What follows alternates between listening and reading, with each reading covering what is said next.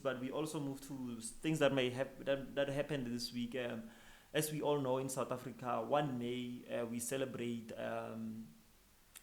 Workers' Day, but this year we celebrated it on the second. The second, I don't know. We celebrated on a Sunday. There are usually multiple events that happen throughout the country, and one such event was supposed to be held in Rustenburg, and the president attended. The president. Yes.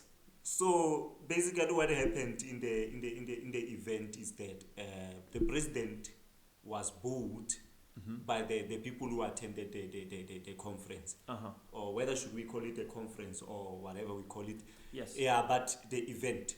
So what happened in that instant is that the people were in strike Uh-huh. from the Stillwater mining Yes. in the Rustenburg. So it seems they were in strike few weeks prior to the event. So when the president started speaking, they didn't want to hear anything from him. I think part of the reason why that happened is because people of Rustenburg are still stuck into the Marikana incident, which was very painful. And I think most people don't take it very serious, but I think it's part of the thing that contributed to the event. Yes. What can you add from the story? What have you heard? I've heard a number of things. So yes, the president was so like we already said, ANC has this alliance with COSATU as well as the SACP. They call it a tripartite alliance. It has been happening for years. So COSATU is the federation of all unions in South Africa. All unions are under COSATU. It is the umbrella. So COSATU made an event in Rustenburg, a workers' event. I guess maybe they already knew that there was a strike in Sibanye Stillwaters. They wanted to address those. The workers of Sibanye Stillwater are asking for a measly R1,000 increase. But obviously, the big bosses as well as the investors and the CEOs. In fact, the CEOs are denying them that increase, and they have been on strike for a while. But then Let me just finish. 1,000. It's ridiculous. It's very ridiculous. So Ramaphosa was said to speak to them, but as we've already said, Ramaphosa has been accused of some very damaging things. Ramaphosa at the time of the Marikana thing was the president of the ANC and a board member of Lonmin. So it is alleged, and there were commissions held on this, where Ramaphosa was accused of giving the kill order that has resulted in what we now know as the Marikana massacre, where 34 miners were killed in August of 2012.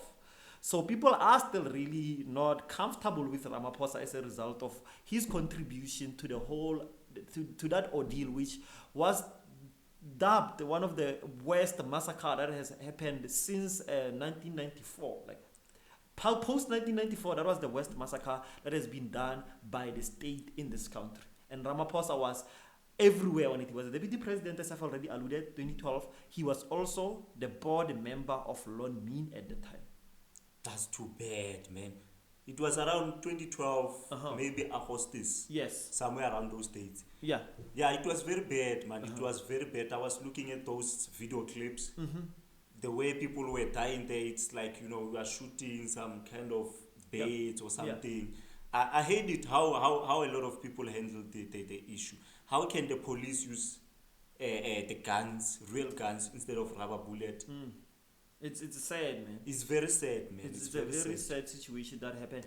But over and above that, there is this thing that we wanted to talk about. In fact, on this segment, unions. Unions in South Africa, rather unions all over the world, have played a very important roles in advancing workers' rights. I mean, we have weekends now because of unions. We have things like paid maternity leave because of just general organization of workers. And if you look at what has happened throughout the years, is that unions, especially in our country now, talking about South African context, unions have associated themselves with political parties. And I think this is a major problem. And so union leaders are political leaders. And this has resulted in the deterioration of trust between workers and unions. Okay, no, I get you. If you don't trust the ANC and there's a union that's allied to the ANC, you are going to have a problem. Unions are supposed to be only for workers and they do workers' rights only. They're not supposed to associate themselves with politics. And this has resulted in a thing that has happened, and I've seen it, where in professional careers or whatever, people think joining a union is an unprofessional thing because they associate it with politics. But that's not actually the fact, and that's not actually a fact, and that's not actually what's happening. Unions are supposed to work for workers' rights. That's all a union is supposed to do. But in South Africa, unions have been kind of like, political parties a little bit. And now people believe that, at least in certain careers, being part of a union resembles you being part of a political party, which is not supposed to be the case. Unions are supposed to be used as a vehicle to advance workers' rights. That's all a union is supposed to do. And I hope now, and this is the next thing that we saw this week with another party that's introducing this element of unions. Unionism. I think, EFF, is striving to really do that. I think part of what I read is that prior to the COVID-19, yes, they wanted to really introduce the union. Yes. So it's just that COVID-19 for some reason tempered with their intention. So now they are bringing it back. They are bringing it back to say now we are in a good position as EFF yes, to introduce this union by EFF. So therefore, we're going to push the needs of the employees without having to rub shoulders with the employers. And then, with that said, as we know, EFF, yes, they are very robust when it comes to issues. uh-huh, So I think, this is what I think. yes, I think EFF is aligned with, the union directly, and then COSATU will be aligned with ANC directly. yes, I think there are unions apart from EFF and ANC, like PSA, yeah, that claim that they are not aligned to any political party, uh-huh, that really push the mandate. But I think EFF will always be above all of them because they are robust in nature, yeah, and employees are bruised because of employers' abuses and employers not paying them well and all of that. So as I really hope for union for EFF. What do you think about the issue? I really do hope something happens with like just unions in general in this country. I think what I wish for is to have servers unions of people who restaurant servers. Those people should have unions.